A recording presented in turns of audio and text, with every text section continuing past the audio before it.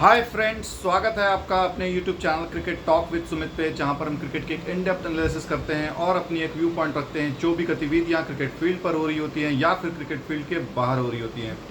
तो आज बातें करने के लिए बहुत कुछ है। इंडिया वर्सेस वेस्ट इंडीज़ का डे 2 के हवाले से आज बात करेंगे। कैसा दिन घटा टीम इंडिया के लिए और टीम इंडिया किस पोजीशन पे खड़ी है और यहाँ से उनको अब क्या करने की दरकार है या क्या करना चाहिए।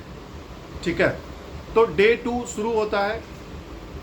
इंडिया वेस्ट इंडीज़ 4 विकेटों के नुकसान पर 140 रनों से स्टार्ट करती है और कुछ रन ही जोड़ पाते हैं से होप्स और टेविन इमलाक। उसके बाद कुलदीप यादव की एक बेहतरीन डिलीवरी जो लेफ्ट राइट हैंडर्स के लिए लेग स्पिन थी और उससे वो बीट होते हैं और बीट होने के बाद विकेटों पर बॉल लगती है और क्लासिकल डिसमिसल लेग स्पिनर का जो होता है वो देखने को मिला यहाँ पर और शे होप्स बोल्ड हो जाते हैं। उसके बाद उनके पास जो बैटिंग आती है जस्टिन ग्रीव्स के आते हैं। उसके बाद वो ज़्यादा दिन टिक नहीं पाते हैं और कुलदीप यादव 5 विकेटें निकाल लेते हैं। आज बुमराह ऑफ कलर दिख रहे थे, लेकिन फर्स्ट इनिंग के जो लंच ब्रेक के बाद जब दोबारा इनिंग शुरू हुआ तो वहाँ पर वो आए और बताए कि क्यों वो वर्ल्ड के नंबर 1 टेस्ट ओडीआई और T20I फॉर्मेट ऑल फॉर्मेट के नंबर 1 बॉलर क्यों हैं, ये उन्होंने आज प्रमाण दिया। लेकिन फिर भी लैक लस्टर वो दिख रहे हैं। 2-3 चीज़ें हैं जसप्रीत बुमराह के हवाले से भी, क्योंकि लग रहा है कि वो ना कंप्लीट मन से बॉलिंग नहीं कर रहे हैं। एक होता है कि हाँ एक अपनी धार से बॉलिंग करना है, लेकिन वो नज़र नहीं आ रहा, वो पैनापन, वो तीखापन वो नज़र नहीं आ रही है उनकी गेंदबाजी पे। हो सकता है फटीक हो या हो सकता है ये टेस्ट मैचेस नहीं खेलना चाह रहे थे, लेकिन गौतम गंभीर के एरा में अगर आप खेल रहे हो क्रिकेट तो आपको खेलना होगा। और गौतम गंभीर ने जो अपनी इंटरव्यू में कहा ना बात, डे 1 के लंच सेशन में जो इंटरव्यू दिखाया हुआ था ब्रॉडकास्टर ने, उसके हवाले से बहुत सारी चीज़ें हैं जो डिकोड हुई हैं। जैसा कि उन्होंने ये कहा कि अगर आपको रेस्ट करना है आप IPL से रेस्ट कर लो, लेकिन अगर आप फिट हो, देश के लिए खेल रहे हो, तो आपको देश के लिए फर्स्ट प्रायोरिटी देनी होगी।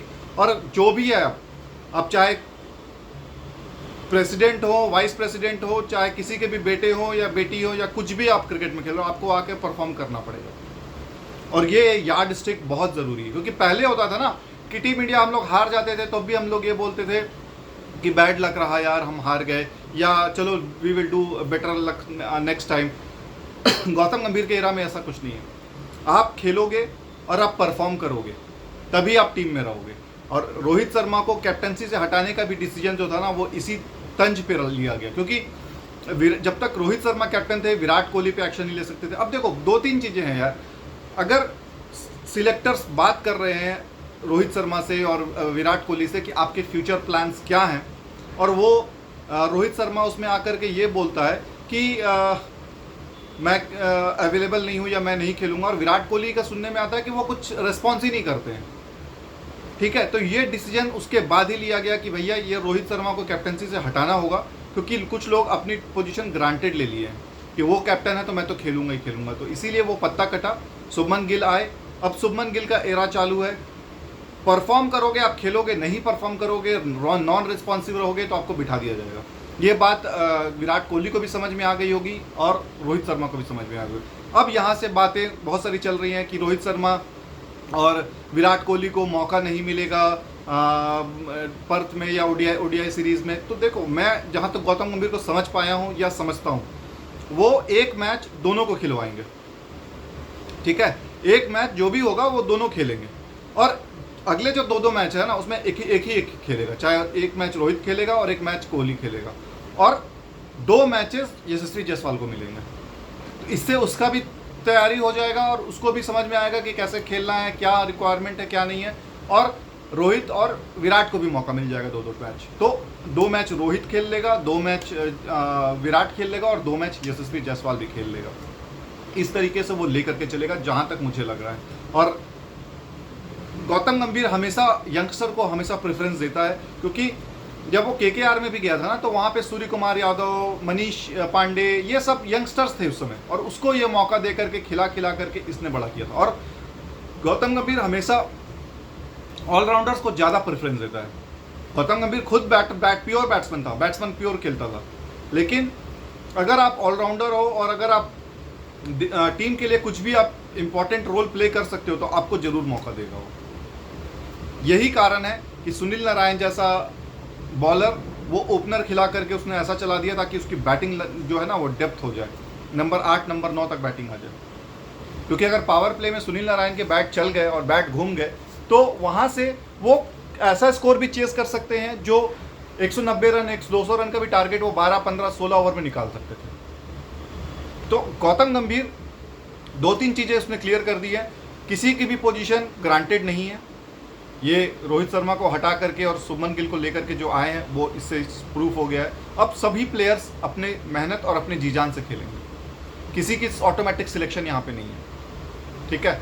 दूसरा, अगर आप फिट हो, अवेलेबल हो और टीम का स्क्वाड का हिस्सा हो तो आपको पूरा मैच खेलना होगा। ये जसप्रीत बुमराह के साथ उसने करके दिखा दिया कि आप खेलोगे।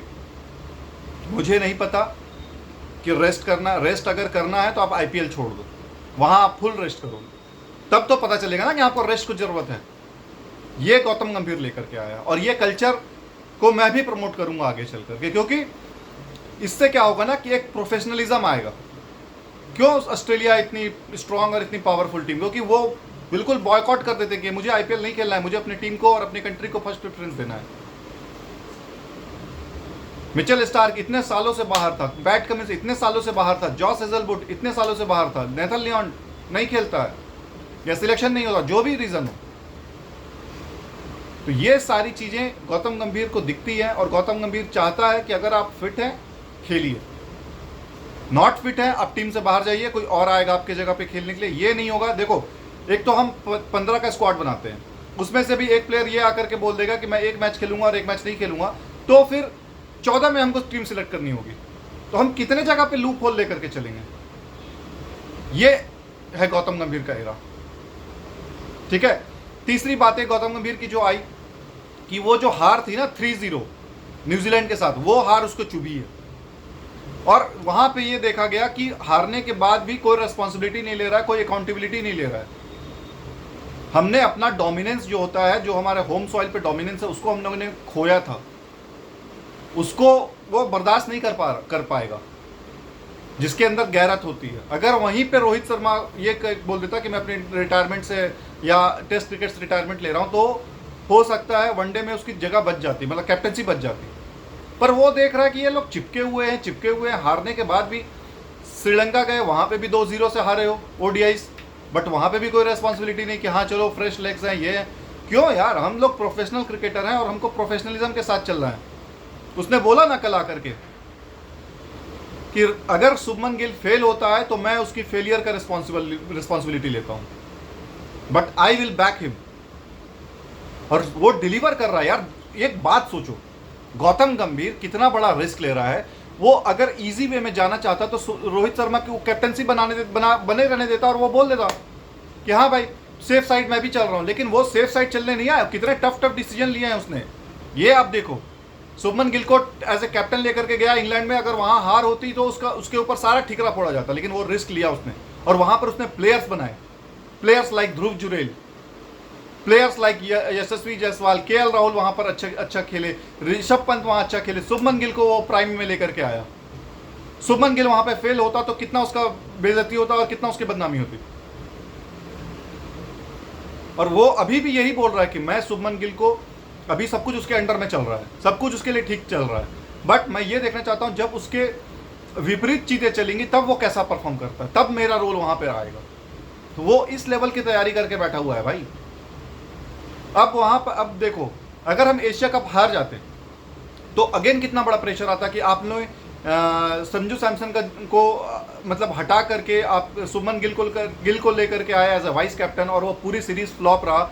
आपने विनिंग कॉम्बिनेशन को क्यों छेड़खानी किया जब हमारे पास पूरे विनिंग पोजीशन पर टीम पड़ी हुई थी। बहुत सारे क्वेश्चंस आएंगे और आते हैं उसके पास, लेकिन वो जो बंदा है, जो वो सोच कर रखा हुआ है, वो करेगा। और अब तो उसको फुल बैकिंग मिलेगी क्योंकि उसने अभी तक परफॉर्मेंस करके दिखाया है। जितने यंगस्टर्स हैं उनको ये चीज़ पता है, हम परफॉर्म करेंगे तभी हम टीम में रहेंगे, नहीं तो हमारी जगह नहीं बनती। और गौतम गंभीर शुभमन गिल के साथ भी यही करेगा। अगर वो परफॉर्म नहीं कर रहा है, बाहर करो उसको। नेक्स्ट प्लेयर को लेकर के आएगा वो। कैप्टन 26-25 साल का बना है तो उसकी जगह पे कोई भी आकर के अभी ले सकता है। अभी ऋषभ पंत को भी कैप्टनसी मिल सकता है, श्रेयस अय्यर को भी मिल सकता है, बहुत सारे लाइन में लगे हुए हैं कैप्टनसी के, लेकिन उसको परफॉर्म करना होगा। अब क्यों बातें उठने लग गई कि अगले 5 साल में गिल को 10,000 रन बना लेने चाहिए। ऑलरेडी 3,000 पे वो पहुंच चुका है, 7,000 रन बनाने हैं। ये बातें उठने लग गई है क्योंकि उसने बिलीव पैदा कर दिया। यही गिल था जो टेस्ट मैच, जो मतलब 5 सेंचुरीज उसने लास्ट 7 टेस्ट मैच में लगा दिए। 7 टेस्ट में 5 सेंचुरी एज ए कैप्टन लगाया उसने, और 5 सेंचुरी उसके एज ए नॉन कैप्टन थी जब वो मतलब 30-32 टेस्ट मैच खेल चुका था। तो ये डिफरेंस वो पैदा करता है। जब आपके पास बैकिंग हो ना और जो बंदा डिलीवर कर रहा हो, तब पर मजा आता है देखने का। विराट कोहली को कब से वो सेंचुरी नहीं मारा है, कब से वो ढोल जा रहा है, मतलब 2000, मुझे लग रहा है 2019-20 के बाद से विराट कोहली को जबरदस्ती प्रोलॉन्ग किया जा रहा है कि आप सुपरस्टार हैं, क्योंकि कहीं ना कहीं पे तो इनिशिएटिव लेनी होगी ना। बीसीसीआई भी तंग थी, इसीलिए पावरफुल पर्सन को लाया गया कि आपको या तो इनको सुधार दो या तो फिर इनको हटाओ। ये चीज़ें चलने लगी थी क्योंकि टीम को पता था, दोनों को पता था, विराट कोहली रोहित शर्मा, की विराट कोहली कैप्टन है तो रोहित शर्मा खेलेगा ही खेलेगा, रोहित शर्मा कैप्टन है तो विराट कोहली खेलेगा ही खेलेगा। अब वो नहीं होगा। अब है कि जो परफॉर्म करेगा वो खेलेगा। देखो हर्षित राणा को हम लोग बहुत ट्रोल करते हैं कि गौतम गंभीर का गो टू मैन है और हर टीम में फॉर्मेट में, बट गौतम गंभीर उसको खिला नहीं रहा है ना, मौका देता है कि हाँ अगर कोई सीनियर प्लेयर है, रेस्ट मिल रहा है, तब उसको मौका मिलेगा। ये नहीं कि ऑटोमेटिक सिलेक्शन उसको ले आया, वो देख रहा है, जांच रहा है, परख रहा है, अगर वो फिट होता है तो वो खेलेगा। अर्शदीप ने भी यही बात कहा, उसके भी दिल से जो उसकी कुहक थी वो निकली कि भैया ऑलराउंडर का जमाना है, ऑलराउंडर है तो आप खेलोगे, नहीं तो मेरी भी बैटिंग भी, मैं भी छक्के होके मार सकता हूं। तो आपको या तो स्पेशल टैलेंट बनना पड़ेगा अगर आप एक स्किल सेट में स्ट्रांग है तो, या फिर आपको डबल स्किल सेट्स लेकर आनी होंगी, तब तो आपकी इस टीम में जगह है, ठीक है, वरना इस टीम में जगह नहीं बनती है। और सबको रोल डिफाइन कर दिया गया है, who is my test player, who is my ODI player and who is my T20I player. इससे क्या होगा कि सभी लोगों की लेग्स फ्रेश होंगी और जब भी T20I का टूर्नामेंट आएगा वो बंदा खेलेगा और उसको पता है कि मैं एक परफॉर्मेंस एक सीरीज में खराब जाएगा तो मेरा रिप्लेसमेंट तुरंत आ जाएगा, तो वो अपने पोजीशन के लिए लड़ेगा। रन्स तो बनाने हैं, रन्स तो भूखे हैं, लेकिन पोजीशन के लिए जब फाइट करना होता है ना तब परफॉर्मेंस बेहतर आती है। बट कॉन्फिडेंस वो भरपूर देता है गौतम गंभीर। जो आपका नेचुरल गेम है वो आप खेलो, बॉल लगता है डे मतलब फर्स्ट बॉल लगता है कि अगर हिटिंग जोन में है मारो, वरना आप 2 ओवर आराम से खेल जाओ, मुझे कोई फर्क नहीं पड़ेगा, क्योंकि आप जब मारने पर आओगे सारा लाइन लेंथ, सारा रन रेट जो है ना वो मेंटेन हो जाएगा। उसके बाद गौतम गंभीर ने एक मजेदार बात और बोली कि इस टीम में जो परफॉर्मर है, जो फिट है, वो खेलेगा ही खेलेगा, ठीक है। जो पहले होता था ना कि सीनियर प्लेयर्स रेस्ट कर लिए या हम इस सीरीज को नहीं खेल रहे हैं, वो अब नहीं होगा। नॉन कमिटल वाली थिंग्स इस टीम में नहीं होंगी। जो फिट है, जो अवेलेबल है, वो अपना टेस्ट देगा, फिटनेस टेस्ट देगा, COE पास करेगा, वो टीम में आएगा। और उसके बाद फिर गौतम गंभीर सिलेक्ट करेंगे टीम को कैप्टन के साथ। कैप्टनसी भी उसने ठोक बजा करके शुभमन गिल को दे दिया है कि यही मेरा कैप्टन होगा। और एक और बात उसने ये बोली कि मेरा भी सोचो यार, मैं 3 फॉर्मेट में कैसे कैसे खेल सकता हूँ। अब देखो सिंपल सी बात है, आज है 12 तारीख, 13, 14, ये 2 दिन वो टेस्ट कैप्टन के साथ गिल के साथ काम करेगा। उसके बाद 19 तारीख से लेकर के 25-26 तारीख तक, जब तक ODIs हैं, वहाँ पे वो रोहित शर्मा के साथ काम करता है। उसके बाद 29 तारीख से लेकर के नेक्स्ट जो मंथ होगा, वहाँ पे वो T20I के लिए सूर्य कुमार यादव के साथ काम करेगा। तो कितने लोगों के साथ वो अंडरस्टैंडिंग करेगा। अब यहाँ पर क्या होगा कि अगर शुभमन गिल कैप्टन है तो वो उसी के साथ टीम लाइनअप करेगा, उसी के साथ बनाएगा, ODIs में भी, टेस्ट में भी। T20Is में वाइस कैप्टन रहेगा गिल और सूर्य कुमार यादव। सूर्य कुमार यादव के साथ गंभीर को कभी भी कोई भी प्रॉब्लम नहीं आएगी, क्योंकि गंभीर ने जो सूर्य कुमार यादव ने जो अपने इंटरव्यू में जो बातें बोली, विमल कुमार के चैनल में जो उसने आकर के बोला, वो ये साफ साफ बोला कि भाई अगर मैं और गौती भाई दोनों अगर एक टीम बना रहे हैं तो पेपर पे हम नाम लिखेंगे तो दोनों प्लेयर्स के नाम सेम होंगे, ठीक है। उसने नाइंसाफ़ी भी नहीं की संजू सैमसन के साथ। संजू सैमसन को मौका मिला, उसने बस ये बोला कि हमें बस संजू को कन्विंस करना है कि जो आपको पहले आप ओपनर थे, आपको 60-70 बॉलें मिलती थी खेलने के लिए, उसमें आप 100, 150, 125 मारते थे। अब हो सकता है आपको 15-20 बॉलें मिलेंगी खेलने के लिए, लेकिन इंटेंट वही रखना है। ये नहीं कि इंटेंट आपने गिरा दिया, मारने वाला ही इंटेंट रखना है और सोटने वाला ही इंटेंट रखना है। ये क्लियर कट कम्युनिकेशन जब होता है ना प्लेयर्स के साथ, कोच, कैप्टन और टीम स्टाफ का, तो फिर बंदा वहाँ से परफॉर्म करके ही निकलेगा। और वो संजू सैमसन ने एशिया कप में दिखाया भी, फाइनल में भी, चाहे 1-2 मैच और भी वो परफॉर्म करके गया है, जिसमें शायद हांगकांग के मैच में या यूएई वाले मैच में। तो ये चीज़ें आपको अलग बनाती है। और आने वाले समय में जब वर्ल्ड कप हो जाए, T20I वर्ल्ड कप हो जाए, तो हो सकता है शुभमन गिल को T20I का भी कैप्टन बना दिया जाएगा कि आप लीड करो यहाँ से।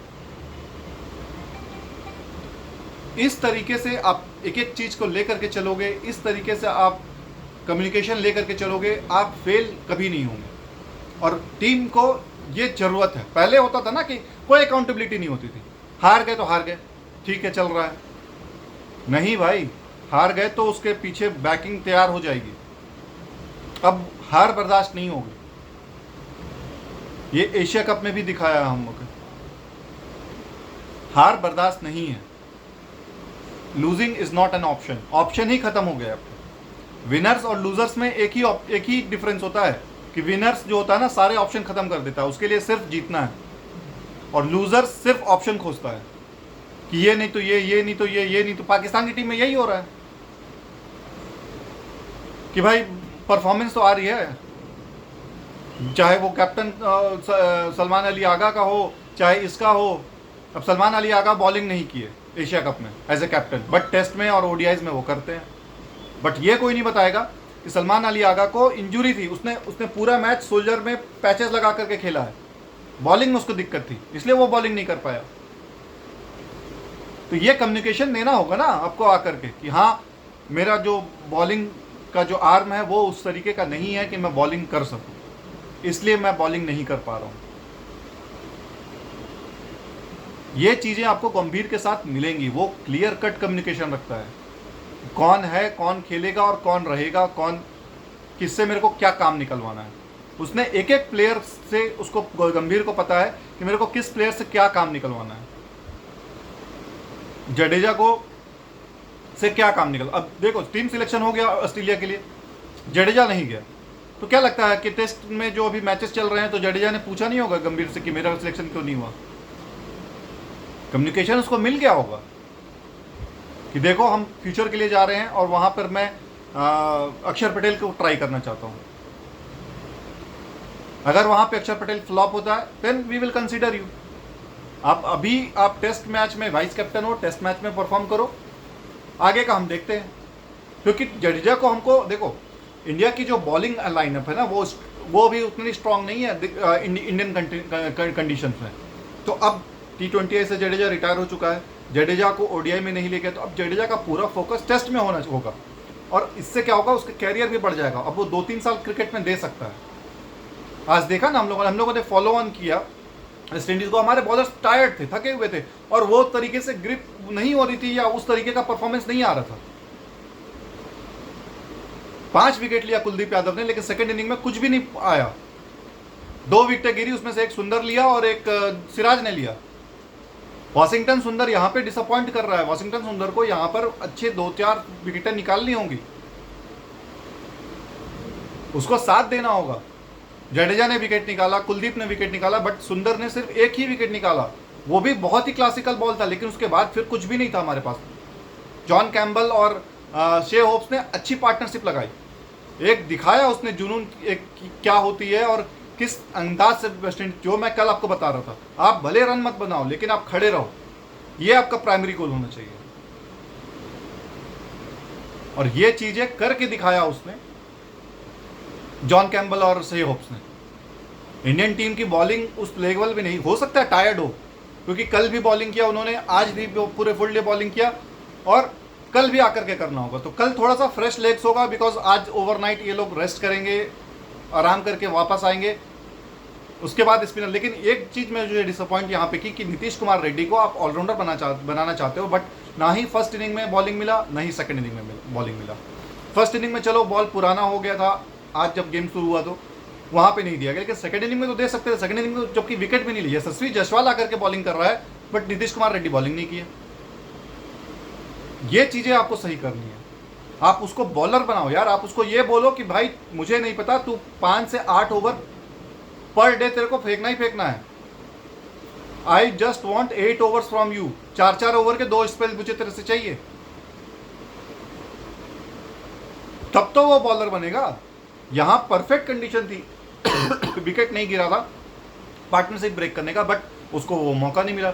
यहां पर गिल, पता नहीं गिल ने गेंदबाजी नहीं दी या ऊपर से इंस्ट्रक्शन था गौतम गंभीर का कि उनको बॉलिंग नहीं कराना। एक तरफ आप पीछे रेयान टेंडुलकर आकर के बोलते हैं कि we are developing him as an all-rounder, but bowling ही नहीं दे रहे हो, कहाँ से डेवलप होगा वो? ये चीजें इंप्रूव करने वाली बात है। कल मैं चाहता हूं फर्स्ट ओवर से ही नीतीश कुमार रेड्डी आए, कम से कम 3-4 ओवर तो 3 ओवर दो ना यार उसको, 3 ओवर दो उसको, बाद देखो क्या करता है वो। सिराज है, बुमराह है, क्या बोलते हैं आपका पास, कुलदीप है, जडेजा है, वॉशिंगटन है, 6-6 बॉलिंग ऑप्शन के साथ चल रहे हो आप, यूज देम। उसको ना दे करके आप यशस्वी जायसवाल से बॉलिंग करवा रहे हो दिन का जो लास्ट ओवर था। तो ये चीजें ठीक करिए। कल उम्मीद करते हैं, कल टीम इंडिया, देखो कल 98 रन अभी भी वेस्ट इंडीज पीछे है, क्या वेस्ट इंडीज यहाँ से उसके पास ताकत है कि यहाँ से वो 300 रन और जोड़ ले और टीम इंडिया को 200 रन का टारगेट दे दे। गेम इंटरेस्टिंग बनेगा, टीम इंडिया पे भी थोड़ा प्रेशर आएगा, टीम इंडिया को भी लगेगा कि यार हमें और मेहनत करने की जरूरत है, because team like West Indies जब हमें इतना स्ट्रगल कर मतलब दे रहा है, ट्रबल दे रहा है, तो जब साउथ अफ्रीका आएगी, इंग्लैंड आएगी, ऑस्ट्रेलिया आएगी, तो हमें और प्रॉब्लमेटिक होगी। ये छोटी छोटी चीज़ें हैं, यहाँ पर बहुत बड़ा रोल इंपॉर्टेंट हो जाता है कुलदीप का, जडेजा का और वाशिंगटन सुंदर का। इनको विकेट्स लेने हैं। वाशिंगटन सुंदर से और एक्सपेक्टेशंस है, बिकॉज अक्षर पटेल ऑलरेडी पीछे है, बैठा हुआ है, वो पहले से क्रिकेट खेलता हुआ आ रहा है यार, उसको नहीं मौका मिल रहा है। वाशिंगटन सुंदर ने इंग्लैंड में अच्छा परफॉर्म किया, इसलिए उसको मौका मिल रहा है। अक्षर पटेल को हम लोगों ने वहाँ पे नहीं लेकर के गए और वहाँ पे वो खेला नहीं, तो उसकी काबिलियत टेस्ट नहीं हुई। लेकिन इसका ये मतलब नहीं कि वो प्लेयर बुरा है, वो ज़्यादा कारगर साबित होगा इन सब स्लो एंड लो पिचेस पे। And don't forget he is a Delhi Daredevils का वो कैप्टन रहा है आईपीएल में, उसको इस पिच के बारे में अच्छा से पता होगा कि कहाँ पे बॉल डालना है, कहाँ किस लेंथ पे रखना है बॉल को। कल उम्मीद करते हैं 98 रन सफिशिएंट होंगे ऑल आउट करने के लिए। अगर इंडिया को दोबारा बैटिंग करने आएगी तो वेस्ट इंडीज टीम को सल्यूट है, बस आपने वो करके दिखाया जो no one has believed in you. With that I am signing out. Do take care of your health. मिलते हैं कल लंच सेशन के बाद, तब तक अपना बहुत ज़्यादा ख्याल रखिए। जय हिंद, जय भारत, वंदे मातरम।